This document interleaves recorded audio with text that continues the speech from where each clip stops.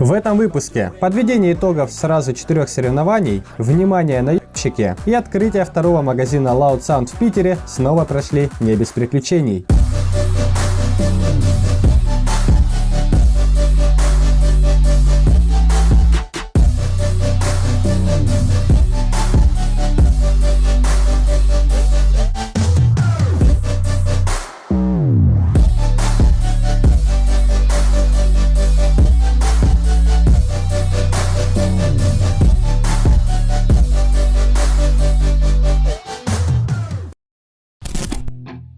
Всем привет, друзья! Это канал Loud Sound и рубрика «Громкие новости».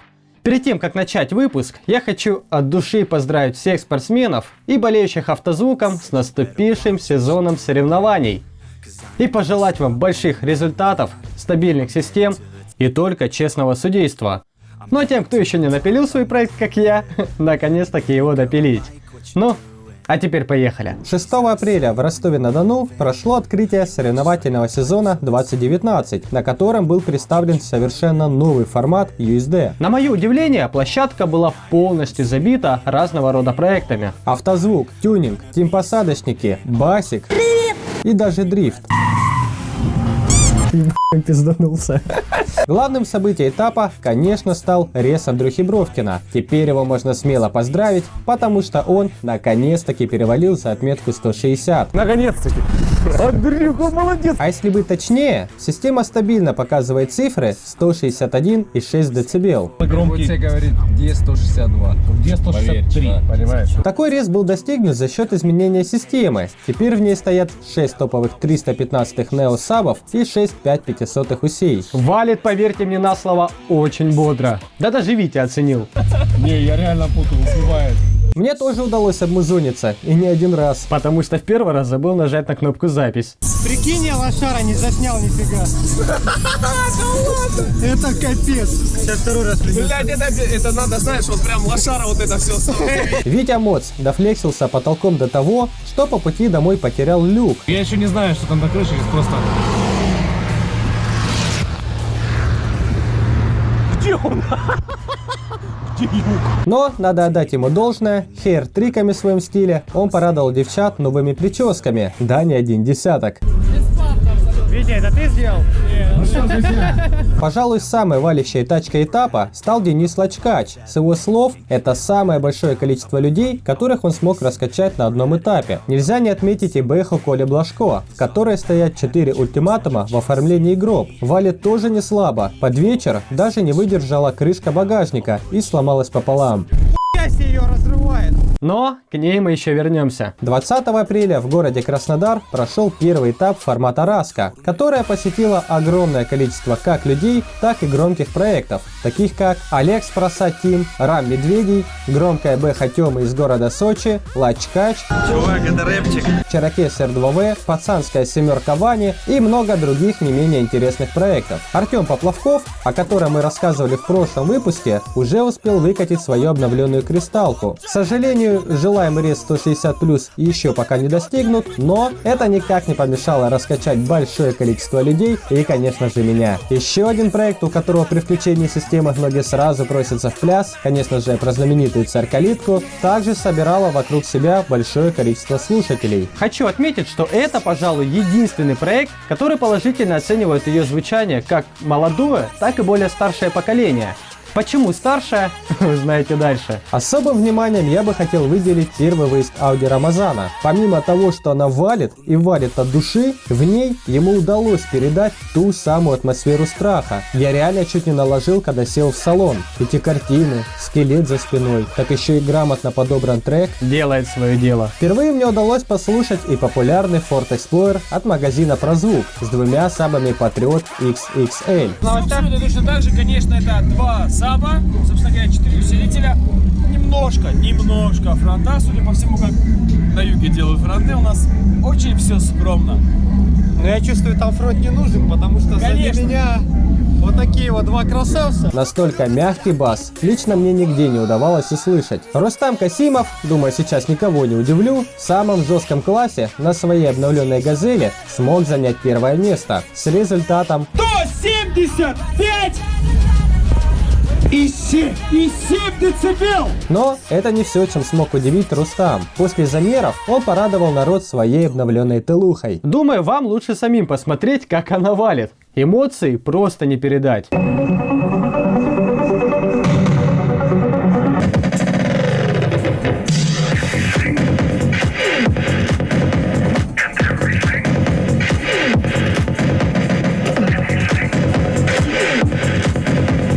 В классе боксбоксинг Cherokee R2V по техническим причинам все-таки уступил первое место Денису Лачкач.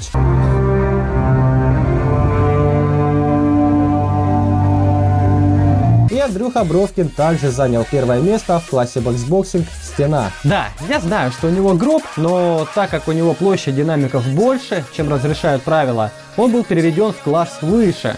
И там стал призером. Ну а далее по традиции всех соревнований не обошлось без шуток, танцев и радости. На следующий день, 21 апреля, в Ростове прошел фестиваль под названием Drift Weekend, в рамках которого прошел соревновательный этап формата Hardcore Sound Challenge «Жажда громкости», который посетили проекты Team Kicks, море тюнингованных тачек и, конечно же, наша Тренаха. Хочу немного попиарить этот формат, ведь реально есть за что. Формат «Жажда громкости» я бы отнес к одному из самых доступных в России, потому что он нацелен в первую очередь на ребят, кто только начинает, любит автозвук и хочет проверить свои силы. Легкая доступная классификация, минимальные требования, основные моменты, конечно, строго прописаны, но они без фанатизма. К отличительной фишке формата я бы отнес осмотр автомобиля, который проходит непосредственно во время замера, и это круто. Во-первых, каждый зритель видит, как проходит судейство, то есть предвзятость исключена, а во-вторых, в отличие от других форматов, у участников не будет возможности заранее схитрить, так как выступать придется сразу. Ограничения по частоте во всех классах до 45 Гц, кроме класса Extreme, а также присутствует класс под названием Трешка. Здесь правила разрешают вам соревноваться с трехполосной системой, будь это 20-16 и рупор или 16-16 и рупор. Со слов организаторов, такого класса нет ни в одном формате. Поэтому, кто желает попробовать свою систему в деле и при этом сильно не заморачиваться, уже 2 июня в Аксае совместно с Aksai Motor Show пройдет второй этап этого формата. Ну и последние соревнования, о которых мы расскажем в этом выпуске, прошли в центре города Ростова-на-Дону, где состоялось масштабное мероприятие в честь праздника 1 мая, в рамках которого прошел предварительный этап формата DB-Drag под названием Top Dog. Этап посетил автомобилей меньше, чем Раску, но трэша было тут не меньше. Знаменитая семерка-колонка, ветреный Лачкач, Team Kicks, Витя Моц на этот раз подправил прически не только девушкам, громкая Приора на ежах и не менее громкий Chevrolet Cruze с топовой аэрографией Грута. Виталий Криштопин, или по-простому Вилсаком, выкатил свой обновленный Opel Яндекс.Такси и затроллил всех, кто захотел ее потрогать руками. Вообще планировалось притянуть ее в пленку, но так как ребята не успели, было решено временно окрасить ее смывающую краску. Сколько он попутно народу окрасил, одному богу известно. Да даже я знал и все равно встрял. Правильно, ручками надо побольше потрогать. На Волсаунд? Да. Да, всем привет. Всем привет, живите громко. Да. О. А теперь, как и обещал, возвращаемся к царь-калитке. Какие взгляды она только не собирала. И молодых ребят, и взрослое поколение. Очень взрослое поколение. Дискачей, активных бабушек, не глухих и очень глухих людей. Они заполонили раз.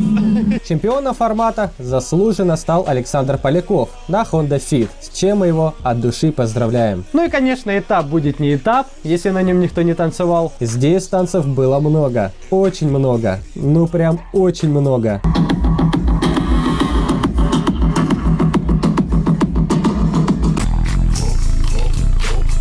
А сейчас я хочу поделиться с вами важной информацией. Помимо массовых краш, о которых мы рассказывали в прошлых выпусках, в нашей автозвуковой семье появились еще и... Я думаю, вам хоть раз попадалось объявление, будь вы на сайте в Авито, в ВК, в различных поисковиках, неважно, с сайтами-одностраничниками. Раз продается склад именитых магнитол, Alpine 92, Pioneer 580, Kenwood со скидкой чуть ли не 80%, ну или по-простому со скидкой от 30% и выше. Я, если честно, сильно значению этому не придавал, так как ну и так понятно, что здесь сплошное балово. Но, как оказалось, есть люди, и, к сожалению, немало, которые любят испытать судьбу и попадают Как это работает? Вы переходите по объявлению, заказываете желаемую магнитолу, но, внимание, сразу деньги не платите. Тут и пытаются мошенники войти к вам в доверие. А платите только по приходу товара к вам на почту наложенным платежом. Тут-то и кроется вся фишка. Посылку, которая к вам приехала, вы сразу скрыть не можете, вам не разрешит это сделать сама почта. А скройте только после оплаты, то есть после того, как заплатите н***щикам в карман. А вот в коробке находится нежелаемый вам халявный, к примеру, 580-й Пионер, а дешевый китайский ноунейм, которому цена максимум в 500 рублей. Как это проверить? Просто попросите работника почты перед оплатой взвесить посылку. Жалко, у меня не вышло заснять, но посылка по факту приезжает к вам в 2, а то и в 3 раза легче, чем весит сама магнитола по паспорту. Правда, я боюсь, после выхода этого ролика наебщики наберутся мозгов и начнут вам высылать грамм в грамм. Поэтому, ребят, я хочу обратиться к тем, кто уже заказывал или только планировал. Запомните, бесплатный сыр только в мышеловке. Заказывайте аудиотехнику только в проверенных магазинах. К примеру, в нашем. Я даже вот здесь вот ссылку прикреплю. Но, как оказалось, это еще не все. Помимо наглого кидалова, на прилавках в автозвуковых магазинах вы можете попасться и на китайские подделки, также именитых брендов Pioneer, Alpine и так далее. Почему об этом не предупреждают продавцы, для меня загадка. Проверяется это легко. К примеру, на коробке Pioneer, помимо самого логотипа, вы увидите дополнительную надпись с индексом ОК. Это значит, что от такой техники лучше держаться вам подальше. Пусть она и сладкая по цене. В этой серии проекта от подписчика мы расскажем о Коле Блажко и его Бэхе Е36 на компонентах Урал. История проекта началась с напрочь убитого авто с монтировкой в лобовом стекле. Жалко, фоток не осталось, так бы показал. И 2 аэртонов, купленных в нашем магазине. Первый старт и первые соревки в 2015 году в городе Таганрог ребята смогли показать рез 141,5 дБ.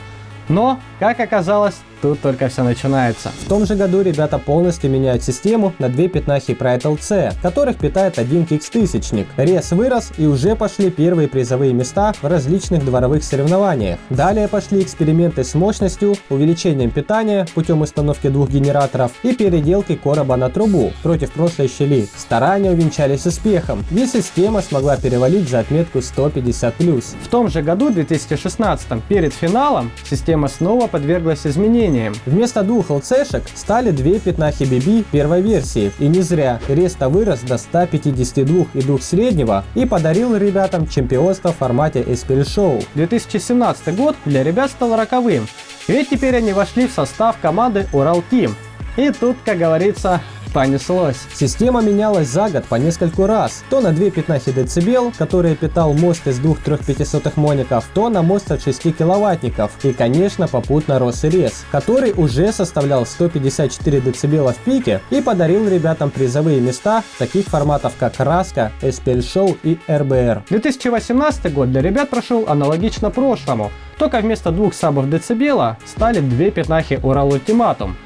Но уже в этом году ребята решили состязаться по-крупному. Получив консультацию знаменитых спортсменов Рустама Касимова и Коли Рябова, было решено увеличивать систему теперь уже на 4 саба Урал Ультиматум и менять оформление на гроб. Со слов Коли, самым сложным оказалась даже не сборка самого короба, а сварка профиля внутри него. Неудобства были страшные. Но после удачной сварки, усиления и облагораживания короба, система с первого старта смогла показать рез 156+, на 25 Гц и попутно выдавив заднее стекло. Ну а далее вы уже все видели. Занято первое место в формате USD, а также несколько призовых мест в формате Раска. Имея в пиках 158+, на 28 Гц официального реза с гроба. Открытие второго магазина Loud Sound в Питере снова прошло не без приключений. Несмотря на плохую погоду, магазин посетило большое количество человек. Спустя час жесткого валева пришли жаловаться соседи напротив на то, что валит настолько сильно, что даже их кони пустились в пляс. Низкие туда доходят, лошади с ума сойти. Там определенно не хватало царь-калитки.